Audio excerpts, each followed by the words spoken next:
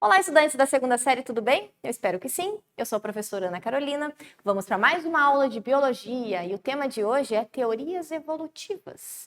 Então, é mais uma aula de nivelamento. A gente está revendo alguns conceitos que vocês já viram em anos anteriores, ok?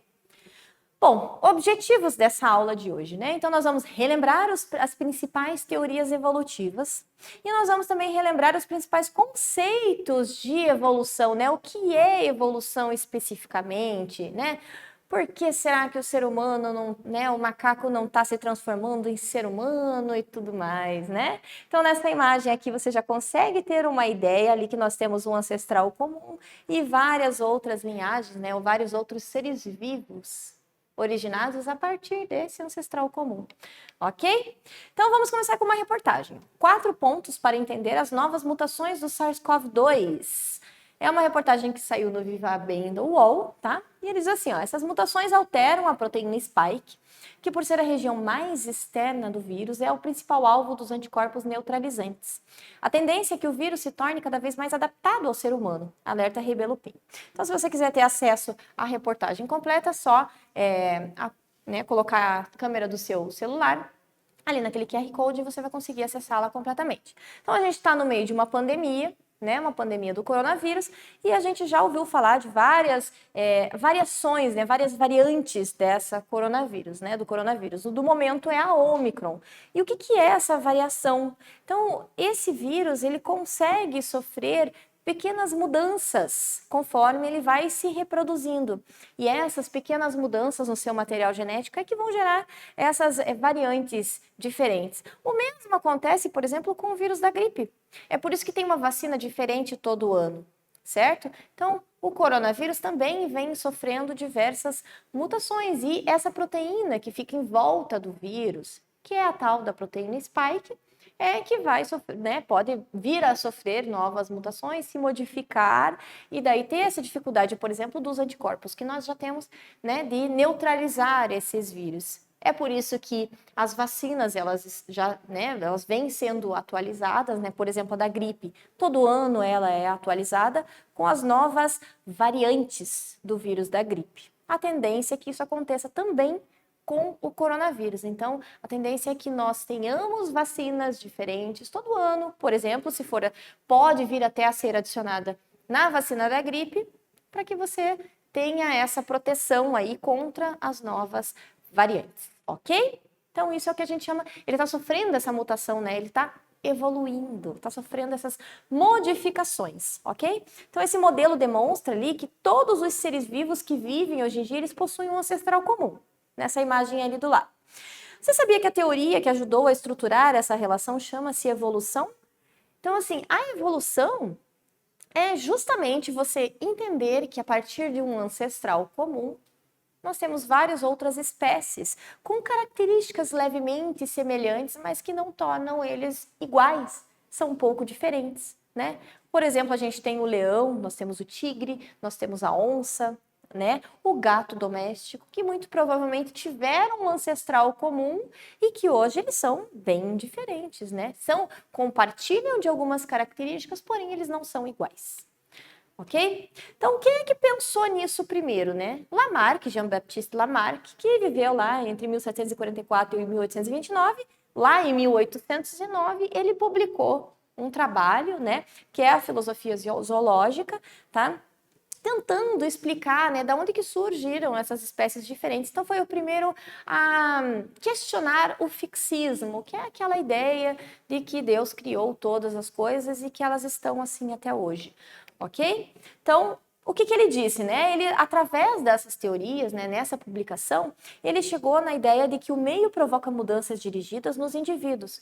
Então, vai visar essa adaptação. O ser vivo ele vai se adaptar ao meio em que ele está vivendo. E a partir disso, ele criou duas propostas, né? Duas leis propostas que ele fez, né? Que é a lei do uso e desuso e a lei da herança das características, né? Dos caracteres adquiridos, tá? Isso quer dizer que o uso e desuso, por exemplo, você malha um músculo, ele vai ficar mais forte. Ou se você não malha, ele vai atrofiar. Esse é o uso e desuso. Tá? O que seria essa herança de caracteres adquiridos? É se você malha bastante, fica bem forte e você tem um filho, esse filho já vai nascer fortinho. Será que é verdade? Bom, o papel, né, do ambiente, né, no lamarckismo, tá? Então, Lamarck, ele fala que esse ambiente, ele vai forçar você a sofrer essas modificações e que vai, né, passar essa informação para as próximas gerações, tá? Então, para Lamarck, o meio ambiente pode causar, provocar, exigir ou até forçar uma modificação ou variação, tá? Intencional no organismo e que vai ser repassada mais para frente, tá? Que é a herança das características adquiridas. Então, o meio vai causar, provocar, forçar ou exigir essa modificação de forma intencional, ok? Mas August Weismann, né, que viveu entre 1868 e 1876, ele refutou essas leis. Ele pensou, será que é verdade? Então eu vou fazer um teste, tá? Ele cortou a cauda de ratos durante várias gerações e observou. Sempre os filhotinhos nasciam com a cauda inteira, não estava cortada. Então foi aí que ele entendeu, poxa, essa herança de caracteres adquiridos não pode acontecer, né? Então ele refutou essa lei de Lamarck, ok? E vamos para a atividade 1. A tirinha ao lado fala sobre o princípio fundamental da teoria da evolução proposta por Charles Darwin. Qual princípio é esse? Então vamos ver aqui, ó. Ele começa falando assim: deixe acontecer naturalmente. Eu não quero ver você acabar. Deixa o acaso, que o acaso encontre a gente. Nossa espécie vai se adaptar. Lembra uma música, não lembra?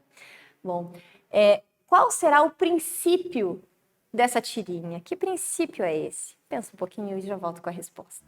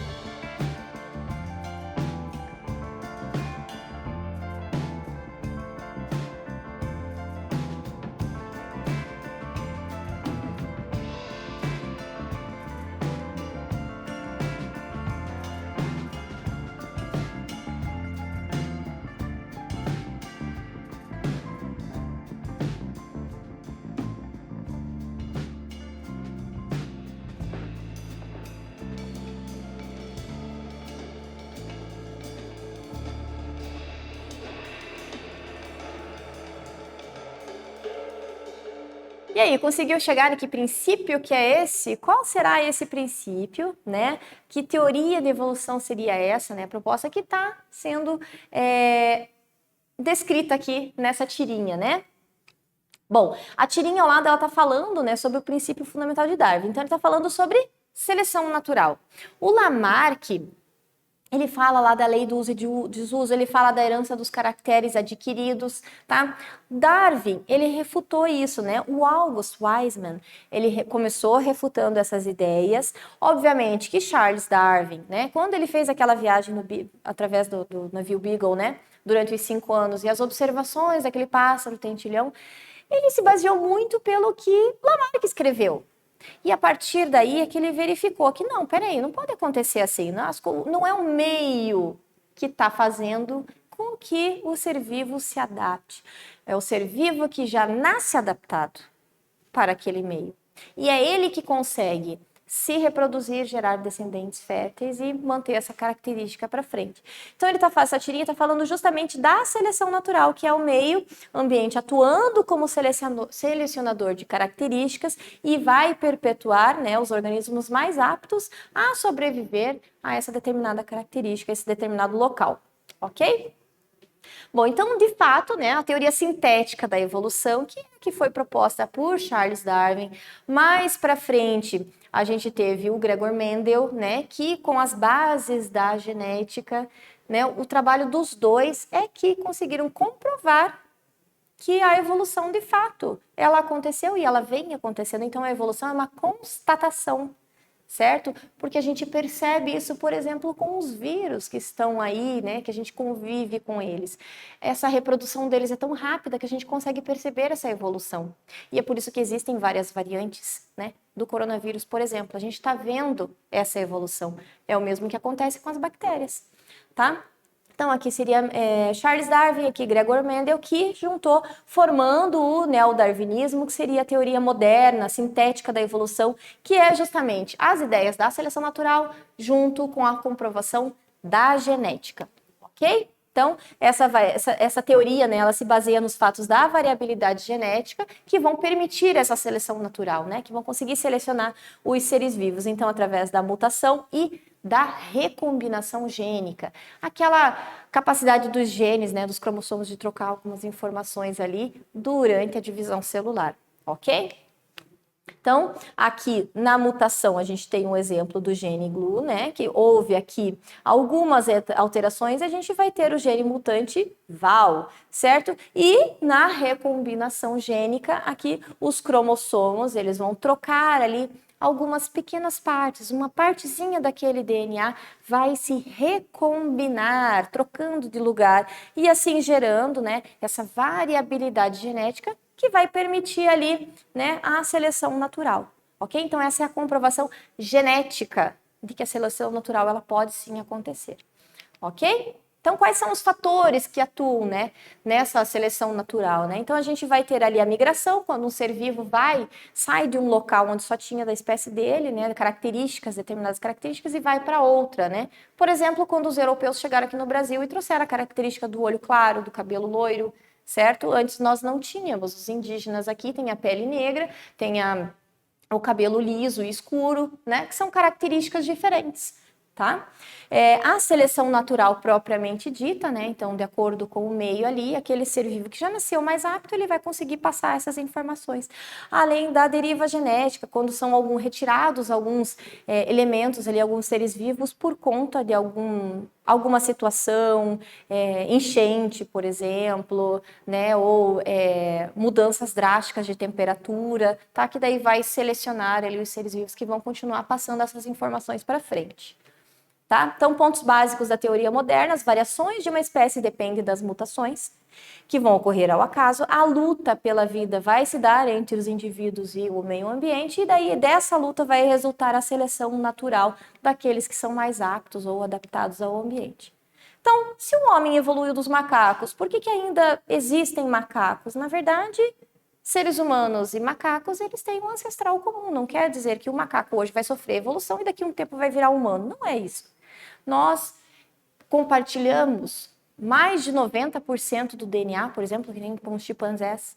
tá? Então temos o DNA muito parecido, muito próximo, tá? Isso quer dizer que nós tivemos um ancestral comum, ok? Tá? Então todos os seres vivos têm um ancestral em comum, como aqui numa árvore, né? De onde saem os ramos, né? Os outros seres vivos, que a partir de um ancestral comum, e daí falando de ancestral comum, a gente tem o Luca, né? Último ancestral comum universal, que é justamente essa ideia de que todo ser vivo que está aqui hoje tem alguma característica que veio de um ancestral comum de todos, né, que foi lá há bilhões de anos atrás, ok? Então, dentre as evidências, cientistas encontraram moedas de energia e organelas em comum, né, em vestígios celulares, tá? Além das similaridades físico-químicas em relação às células atuais. Isso compartilhado entre todos os seres vivos que existem aqui no planeta, ok?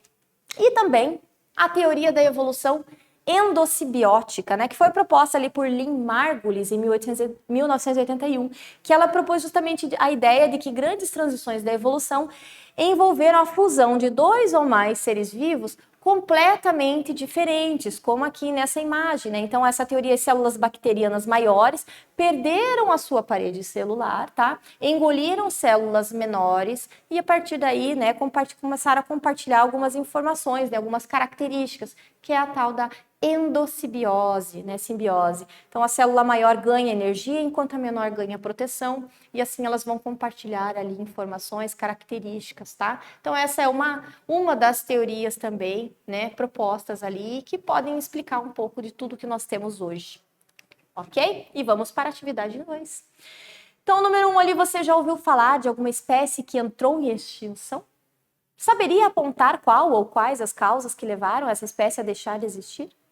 Pense um pouquinho, pesquise, converse com algum colega, um professor, responda e eu já volto com a resposta.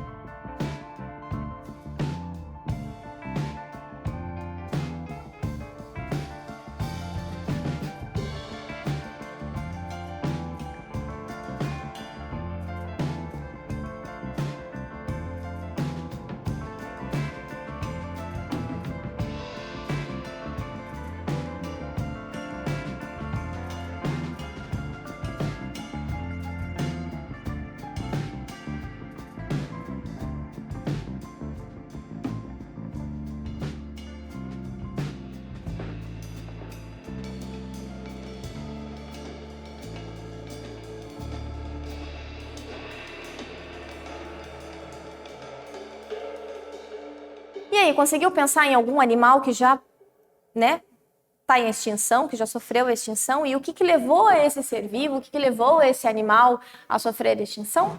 Bom, aqui eu tenho alguns exemplos, né, que eu coloquei aqui para vocês, que eu trouxe para vocês. Um exemplo é o dodo, né, que é o mais famoso.